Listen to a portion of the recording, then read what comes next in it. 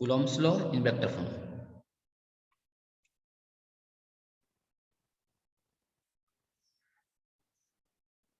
Coulomb's law in vector form. Vector form. अभी जो Coulomb's law हम लोगों ने पढ़ा है वो सिर्फ मैग्नीट्यूड कैलकुलेशन की बात होती है कि मैग्नीट्यूड कैसे निकालते हैं, F equal to K times Q1 Q2 divided by R square. अब हम डिस्कस करेंगे कि इसका वेक्टर फॉर्म में क्या होता है। तो इसमें हम लिख देते हैं इट हेल्प्स टू एडॉप्ट, मतलब ये लॉ यूज करते हैं to find the direction as well as magnitude of Coulomb force. मतलब Coulomb law in vector form it is use, देखता हूं, it is use to find the direction and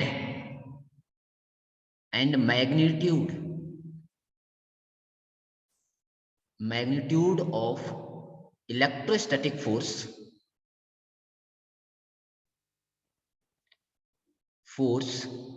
from one equation। मतलब एक ही equation से magnitude भी पता कर लेते हैं और डायरेक्शन भी पता कर लेते हैं, उसे हम बोलते हैं Coulomb's law in vector form.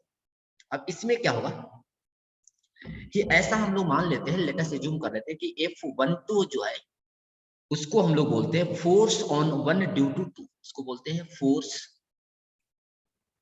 On one due to second, and F21 को क्या बोलेंगे, force on two due to first. ये दो नोटेशन है जिसको हमने लेटेस्ट एज्यूम कर लिया। सपोज कर लेते हैं कि देयर आर टू चार्ज है Q1 Q2। सपोज लिख देता हूं, सपोज एक second, suppose there are two charges Q1 and Q2 are at position R1 and R2, R1 vector and R2 vector. Important है, थोड़ा सा समझा देता हूं फिर आप न्यूमेरिकल सॉल्व करेंगे। Then electric force on charge 1 due to Q निकालें। देन इलेक्ट्रिक फोर्स बोला जाए या electric force on 1 due to second, इसको बोला करेंगे F12 वेक्टर इक्वल टू होता है 1 divided by 4 pi epsilon not. यहां तक आपको मालूम है, Q1 मालूम है इंटू Q2 मालूम है, डिवाइडेड बाई यहां लिखते हैं R1 माइनस R2 का cube into R1 vector minus R2 vector. अभी है क्या समझाऊंगा, इसको बोलते हैं Coulomb's law in vector form. Second क्या होगा, फोर्स एट 2 ड्यू टू 1, इसमें डायरेक्शन भी आएगा 1/4 pi epsilon not Q1 Q2 divided by, अब यहां क्या है हमारे पास R2 माइनस R1 का पावर क्यूब है, याद रखना मॉडुलस का पावर क्यूब है, इनटू ये ब्रैकेट है, मॉडुलस नहीं ये ब्रैकेट है यहाँ पर, into R2 vector minus R1 vector. इस इक्वेशन को बोला जाता है Coulomb's law in vector form. अभी आया कहां से, इसको हम थोड़ी देर में जिक्र करते हैं कि इसका क्या मतलब है। जैसे इसको ब्रैकेट में फिल कर देता हूं, this is known as the Coulomb's law in vector form.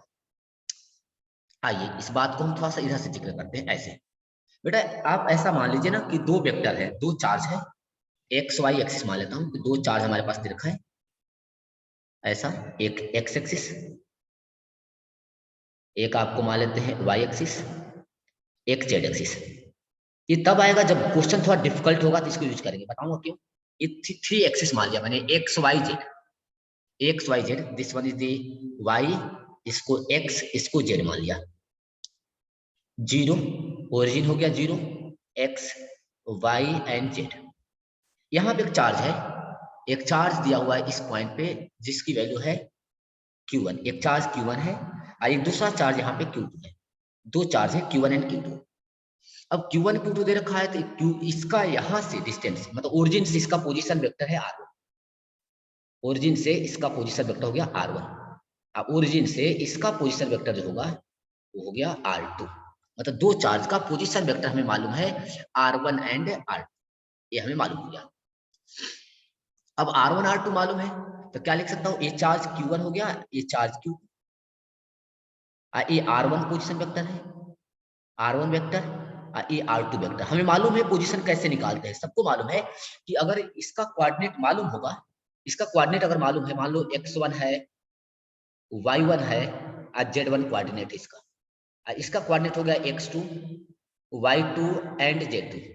तो r1 r2 वेक्टर आप आसानी से लिख सकते हैं, हम लोग काइनेमेटिक्स में पढ़ा था कि x1 i cap, x1 i cap ऐसे x1 i cap plus y1 j cap plus z1 k cap.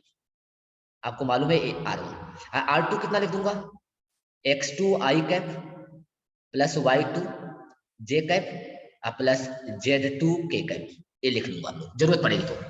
अब निकालना है कि फोर्स क्या होगा इन दोनों पे। तो बेटा इसके लिए करते हैं कि ऐसा देख, हमने इस फोर्स को ऐसे जोड़ दिया, ऐसे समझ, इन दोनों चार्ज को जोड़ दिया ऐसे इस डायरेक्शन में, इसको भी इस डायरेक्शन में जोड़ देते हैं। थोड़ा सा और आगे कर देते हैं, ऐसे छोड़िए हटा देता हूँ, ये आपका हो गया। चलिए ये हमने इसको ऐड कर दिया डायरेक्शन।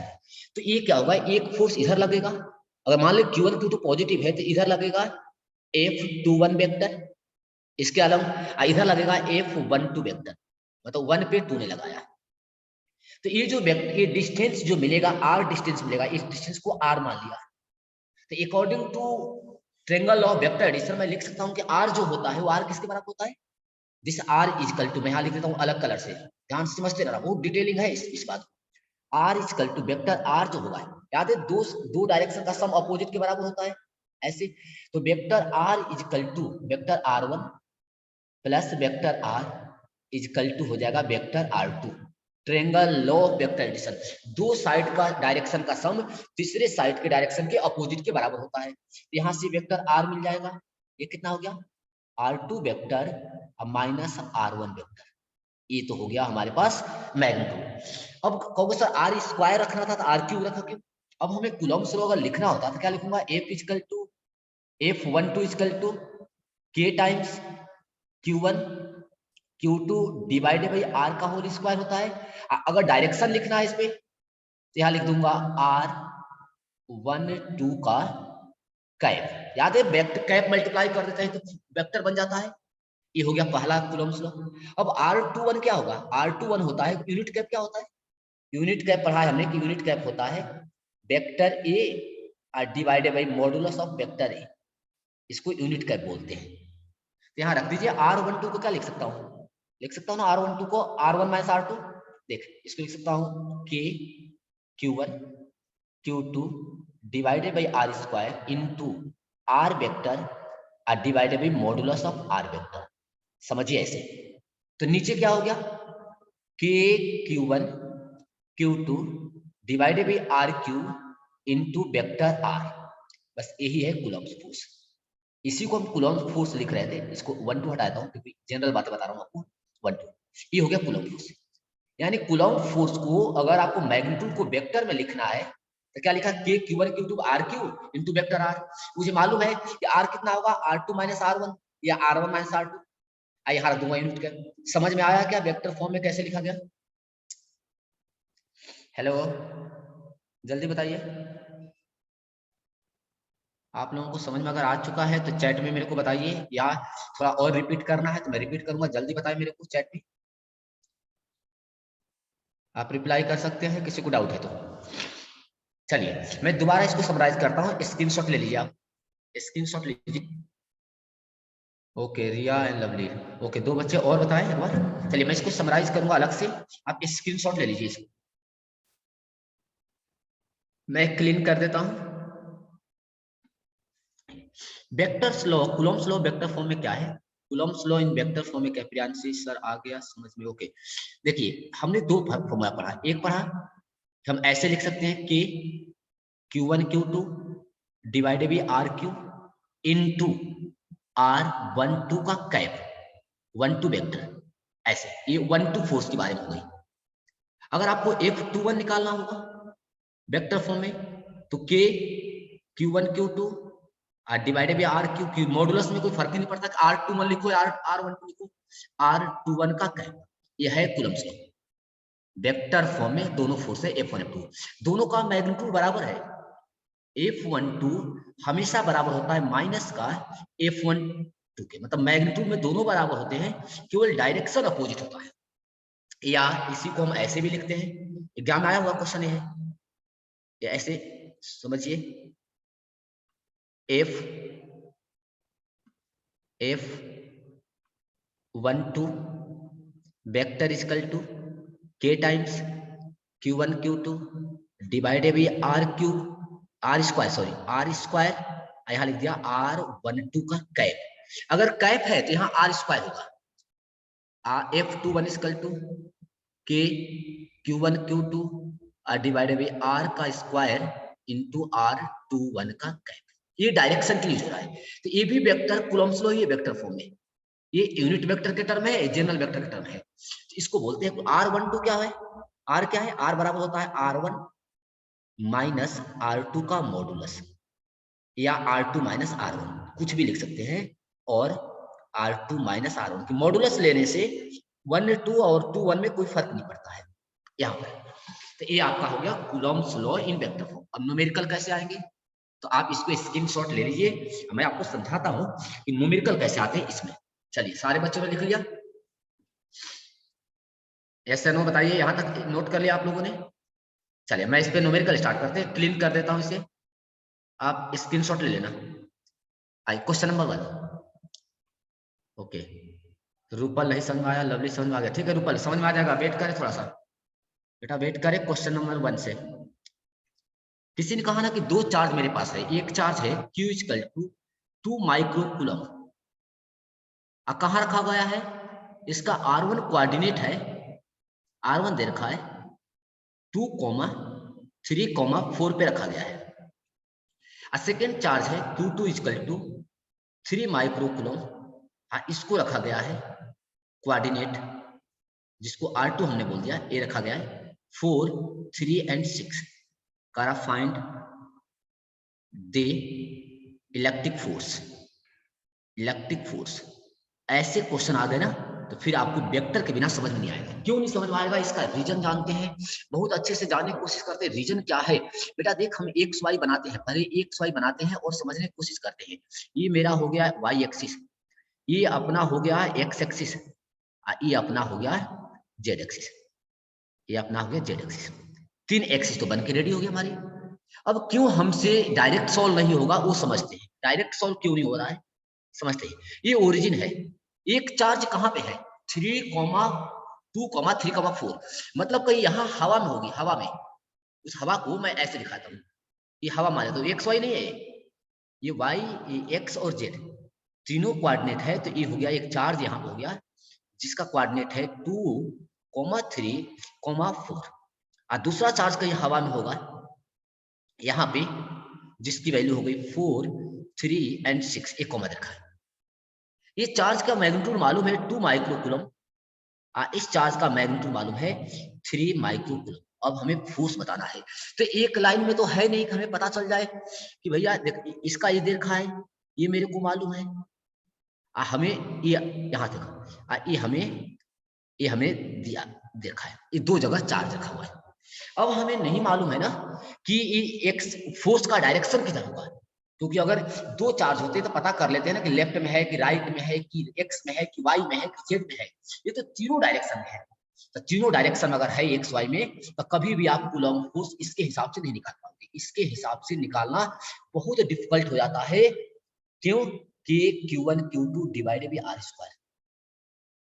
अब यहाँ पर दिक्कत यह है बेटा ना कि मैग्नीट्यूड तो आ जाएगी लेकिन डायरेक्शन कैसे निकालेंगे, तो क्या किया जाता है, सबसे पहले काम किया जाता है कि आप इनके बीच की दूरी निकालिए, क्या करिए, इनके बीच का डिस्टेंस निकालिए, ऐसा समझ, ऐसा डिस्टेंस निकालते इनके बीच में, इनके बीच की दूरी कितनी है, सबसे पहला काम यही करेंगे, जिसको हम लोग आर बोल रहे हैं, आर निकाल लेते हैं। डिस्टेंस आ जाएगी, इसका मॉडुलस निकाल लेंगे। तो अब डिस्टेंस निकालने के दोनों पॉजिटिव है, तो इधर जो फोर्स लगेगा वो होगा F21 पे वेक्टर के फॉर्म में, इधर जो फोर्स लगेगा वो होगा F12 वेक्टर के फॉर्म में। दोनों बराबर होंगे, सिर्फ डायरेक्शन अपोजिट होगा। अब हमें निकालना है कि R1 कितना है पहले, R2 कितना है, तभी जाके R निकल के आएगा। क्योंकि मेरे को मालूम है कि R जो होता है ये होता है R2 माइनस R1 या R1 माइनस R2, जो भी लिखना है आपको लिख लीजिए। मॉडुलस लेंगे तो कोई ज्यादा फर्क नहीं पड़ेगा। आइए अब R1 निकाल लेते हैं। तो वेक्टर R1 इक्वल टू कितना हो जाएगा, 2i cap plus 3j cap plus 4k cap. बोला था ना कूलम्ब्स लॉ में जब ऐसे आएंगे थोड़ा डिफिकल्ट होने लगेगा। ये R2 कितना हो जाएगा, 4i cap plus 3j cap plus 6k cap, ये आपने निकाल लिया। अब आपको निकालना है F12 फोर्स, पहले इसका मॉडुलस निकालिए, R2 माइनस R1 कर लीजिए, तो कितना आ जाएगा, 4 में से 2 निकालूंगा तो 2i, 3 में से 3 निकालूंगा तो 0j, 6 में से 4 निकालूंगा तो प्लस 2k, यानी ये आ गया 2i cap plus 2k cap, ये आ गया R2 माइनस R1। हमें इसका मॉडुलस निकालना है ना, मॉडुलस मतलब मैग्नीट्यूड।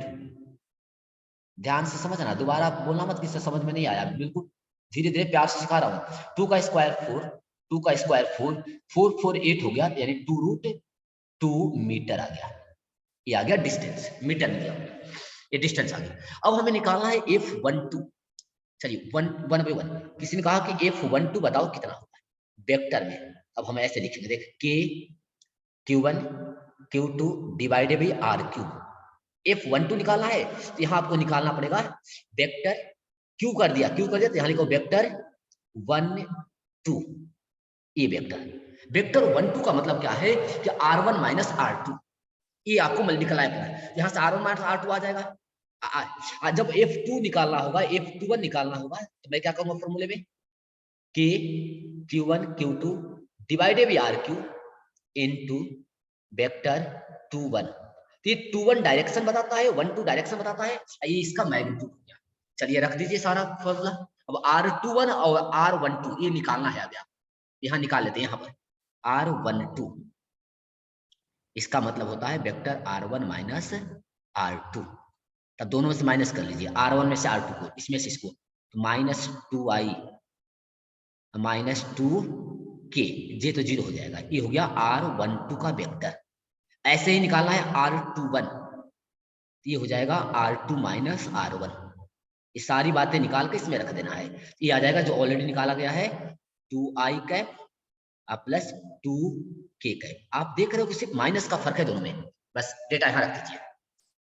F12 वेक्टर फॉर्म में कितना आएगा, डायरेक्ट इसमें डायरेक्शन भी आएगा, k की वैल्यू 9 इंटू 10⁻⁹, Q1 Q2 मालूम है 2 micro coulomb, 2 into 10⁻⁻6, 3 into 10⁻⁻6 divided by इसका क्यूब 2√3 का क्यूब, 2 का क्यूब इंटू ये वाला वेक्टर R12, मतलब माइनस का 2i कैप माइनस का 2k cap.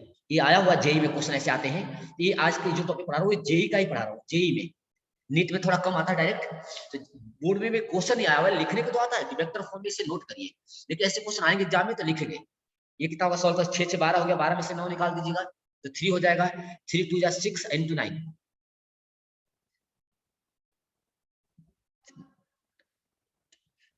6 into 9 into 10⁻⁻³ divided by 2 के पावर 3 कितना हो जाएगा, 2 2 जा 4 2 जा 8 8 और 2√2, 8 इंटू 2 16, 16√2, 16√2 आ गया। यहां तक समझ आ गया 16√2। अब ब्रैकेट में क्या है, ये वाला 2 कॉमन ले सकते हैं आप चाहेंगे तो, माइनस 2k कैप यहाँ पर। अब देख जो कटेगा तो काट दो यहाँ पर, एक तो हो गया 3 हो जाएगा, ये 8 हो जाएगा। अब कुछ नहीं कट रहा है, एक 2 निकाल लीजिए, 2 से इसको काट दीजिए, तो कितना बच गया मेरे पास? ये 27 10 के power -3 divided by 8√2 into minus का माइनस बाहर ले लेता हूं यहाँ पर 2i cap plus 2k cap. ये जो फोर्स आया ये है F2, मतलब दूसरे ने पहले पे कितना फोर्स लगाया, ये मैग्नीट्यूड और साथ में डायरेक्शन का। ऑप्शन में अगर ऐसा दिया हो समझ लेना कि कूलॉम्स लॉ किसमें है, वेक्टर फॉर्म में है। मैं आपको अनम्यूट कर देता हूँ क्योंकि रिकॉर्डिंग कर रहा था, इसलिए आप थोड़ा थोड़ा बोलना, ज्यादा मत बोलना। चल देखिए आप यहाँ देखिए, ये बात समझ में आपको आ गई होगी सबको। कैसे निकाले? ऐसे ही आप F21 भी निकाल सकते हैं। F21 समझ में आ रहा है क्या? समझ में आ रहा है सारे बच्चों को? चलिए तो स्क्रीनशॉट ले लीजिए, पेज पे स्पेस नहीं है तो मैं F21 अगले पार्ट में कैलकुलेट कर दूंगा। आप स्क्रीनशॉट लीजिए, अगला पेज में यूज कर रहा हूँ। करना क्या होगा आपको, एक बार आपको R1 निकालना होगा, R2 निकालना होगा, R2 माइनस R1 निकालना। तो सर ये बताइए कि इस फॉर्मूले में आप R3 की जगह पे R1 माइनस R3 का 3 क्यों नहीं रखा है? अगर मॉडुलस लेना है तो R2 माइनस R1 हो, R1 माइनस R2 हो, मॉडुलस में ज्यादा फर्क नहीं पड़ता, इसलिए इसके नीचे हमने R3 रखा है दोनों में। चलिए समझ में आ गया है, आप इसको स्क्रीनशॉट लीजिए। आगे चलते हैं, सेकंड पार्ट कैलकुलेट करते हैं, फिर मैं आपको क्वेश्चन दूंगा। चलिए इरेज कर देता हूँ। आइए सेकंड, इसमें F21 निकालना है, F21 वेक्टर फॉर्मूला है के। इसमें भी अगर मीडियम बदलेगा ना, मीडियम दिया रहेगा तो एप्सिलॉन से डिवाइड करेंगे, एप्सिलॉन आर से, R³ इंटू यहाँ पर 2 इंटू 1 का वेक्टर, ऐसा रखेंगे। अब हमें मालूम है कि R21 कितना निकाल चुके हैं, ये है 2i cap plus 2j cap, ये हमें मालूम, 2k कैप सॉरी, ये मालूम है। R की वैल्यू मॉडुलस मालूम है 2√2, Q1 Q2 मालूम है, सबकी डाटा इसमें डाल देते हैं। तो F12 की जगह पे F21 जो होगा वेक्टर फॉर्म में हो जाएगा 9 इंटू 10⁹9 इंटू, प्यारे बच्चे बिल्कुल ध्यान से सुनना है, 2 इंटू 10 के पावर -6 इंटू 3 इंटू 10 के पावर -6 डिवाइडेड बाई 2√2 का power cube into unit vector, ये मल्टीप्लाई करना है, मतलब 2i cap plus 2k cap, जे हो गया है 0। अब इसको अगर सॉल्व करें तो कितना मिलेगा, यहां से तो 9 टू 6, 9 इंटू 6 और 10 के पावर -3 बिल्कुल सेम आएगा, मैग्नीट्यूड नहीं बदलता है। यहाँ पर भी 16√2 आएगा into 2i cap plus 2k cap. आप 2 से कॉमन भी ले सकते हैं, ऐसा कुछ बात नहीं है ना। ये हो जाएगा, ये हो जाएगा 327 बाई 8√2 इंटू 10 के पावर -3 ब्रैकेट में 2i, 2 कॉमन ले सकते हैं दोनों में, मैंने नहीं लिया है इसलिए छोड़ दिया ऐसे। अब इन दोनों फोर्स को कंपेयर करके देखिए, दोनों फोर्स को कंपेयर करिए और चेक करिए। ये तो हो गया F2, F1 कितना था, F12 27 10⁻³ डिवाइडेड बाई 8√2 माइनस इधर ले लिया था, यहाँ था 2i cap plus 2k cap. दोनों को देखा जाए तो क्या मिला, now comparing F1 and F2, F12 जो है मैग्नीट्यूड में बराबर होता है F21 के, बस डायरेक्शन अलग है। मतलब ये इसका स्टेटमेंट है, हमेशा मैग्नीट्यूड की बात करो तो दोनों का बराबर, F21 हमेशा इक्वल होता है F12 के। ये है कूलम्ब्स लॉ की प्रॉपर्टी। वेक्टर फॉर्म में कैसे, तो जब आपको XYZ मतलब कोऑर्डिनेट दिया XYZ में, तो हमेशा हम यूज करेंगे इसी मेथड। आया समझ में क्या सारे बच्चों को? इतनी बातें समझ आई? ये numerical, yes sir, vector law, yes sir, Coulomb's law आपने पढ़ा दिया, वेक्टर लॉ भी यहाँ पे भी। चलिए न्यूमेरिकल अब सॉल्व करेंगे, आज और कल दोनों दिन न्यूमेरिकल ही करेंगे, फिर हम आगे चलेंगे। तो अब न्यूमेरिकल में स्टार्ट करता हूँ, थ्योरी समझा दिया, थ्योरी के साथ में एक न्यूमेरिकल समझा दिया। अब आप स्टार्ट करें, साथ साथ में मैं भी करूंगा। स्क्रीनशॉट ले लीजिए, आगे चलते हैं, स्टार्ट करो।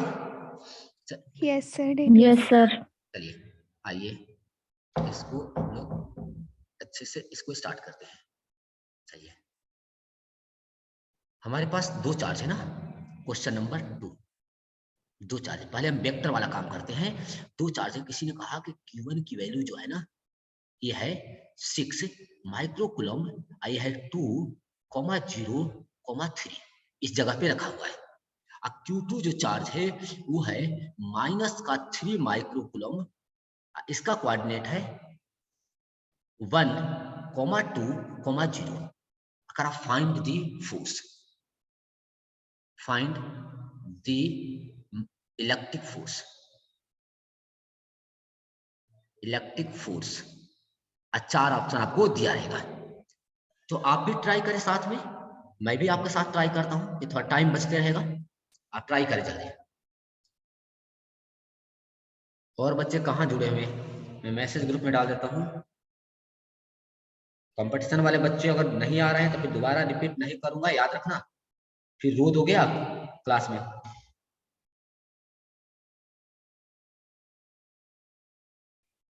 थोड़ा सा समझाऊंगा उस समय सिर्फ।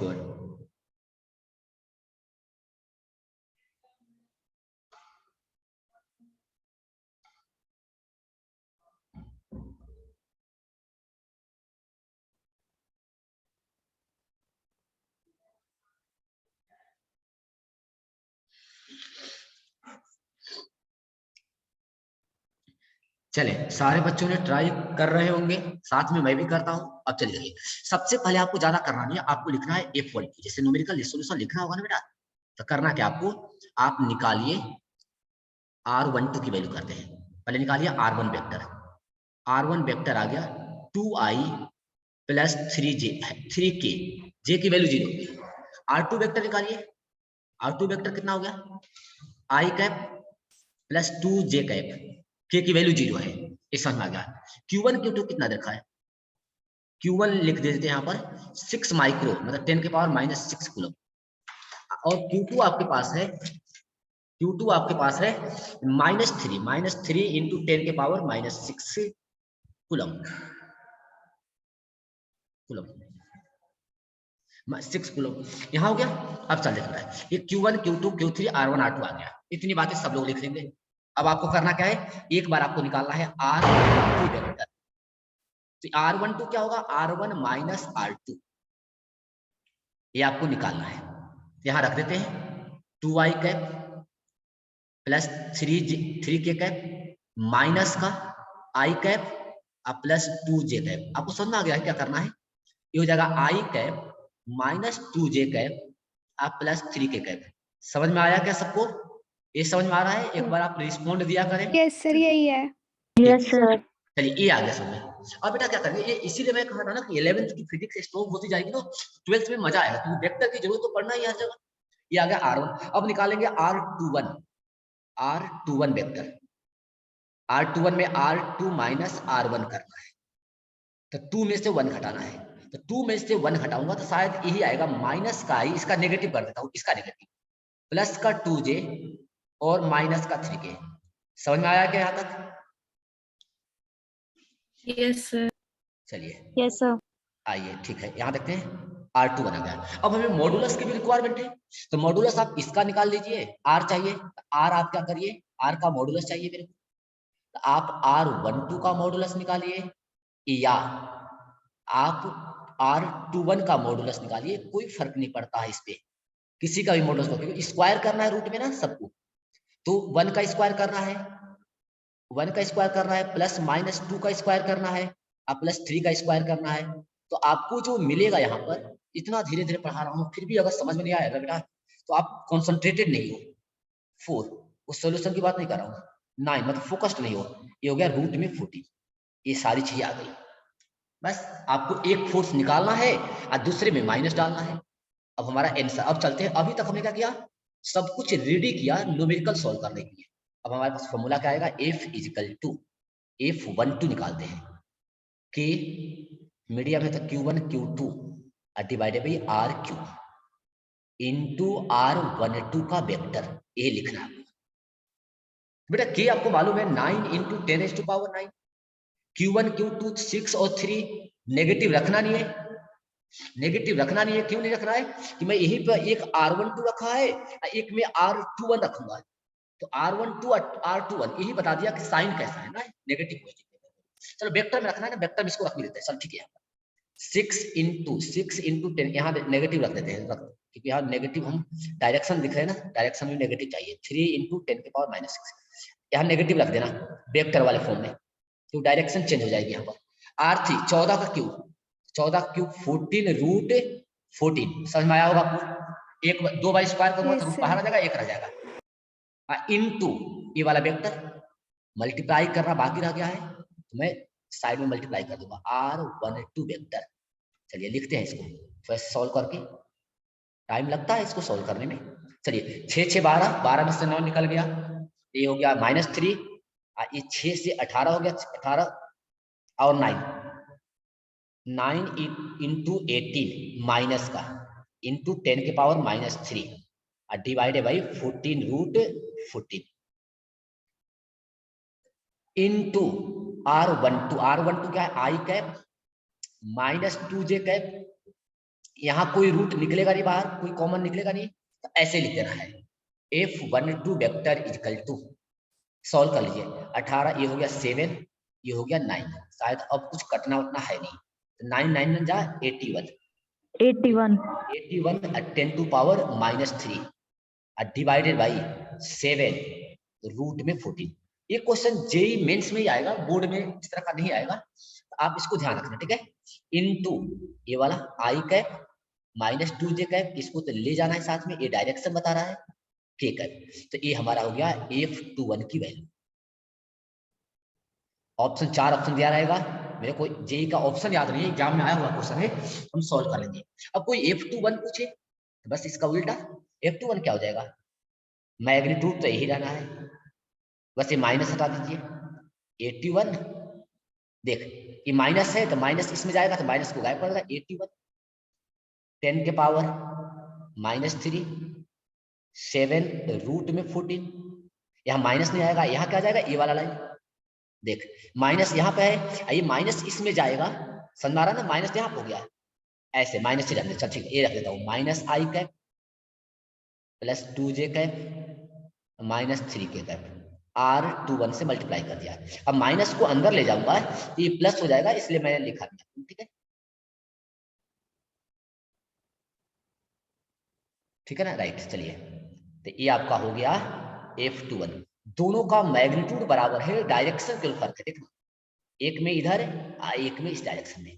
आया समझ में क्या वेक्टर फॉर्म में कैसे लिखते हैं सारे बच्चों को? यस सर, आ गया।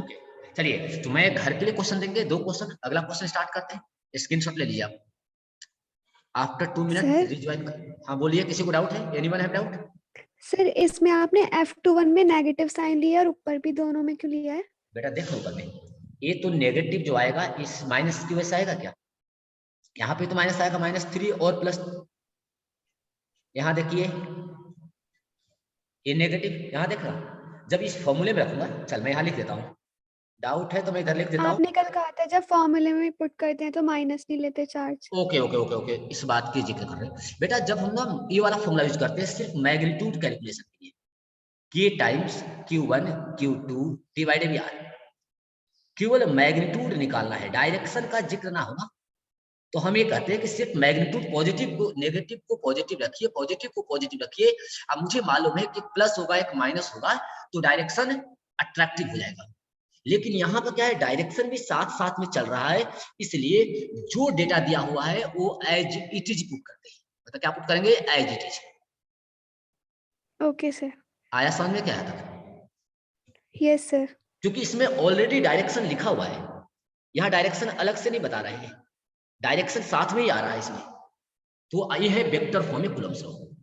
बहुत भयंकर क्वेश्चन आया हुआ था जेईई में, एक बार कराऊंगा एंड में जब चैप्टर खत्म होगा, तो बस अभी चलते हैं, इरेज कर देता हूँ, स्क्रीनशॉट ले लीजिए आप लोग। अगला क्वेश्चन आइए, चलिए क्वेश्चन नंबर 4। बेटा अब यहां से पढ़ते हैं टाइप्स ऑफ क्वेश्चन की, कल बात कर रहे थे ना टाइप 2 टाइप की, याद होगा कि टाइप 2 में हम कुछ पढ़ रहे थे, टाइप 2 वाले क्वेश्चन को जिक्र करते हैं, हम उसी पॉइंट पे दोबारा आ जाते हैं। आपको क्वेश्चन 1 दिया हुआ है, क्वेश्चन नंबर 1, इसमें 1 की स्टार्ट करते हैं, ऐसे समझिए हमारे पास स्क्वायर है ऐसा ना, एक स्क्वायर दे रखा है हमारे पास, ऐसा स्क्वायर दे रखा है। स्क्वायर के कॉर्नर पे 4 चार्ज है, एक चार्ज यहाँ पर,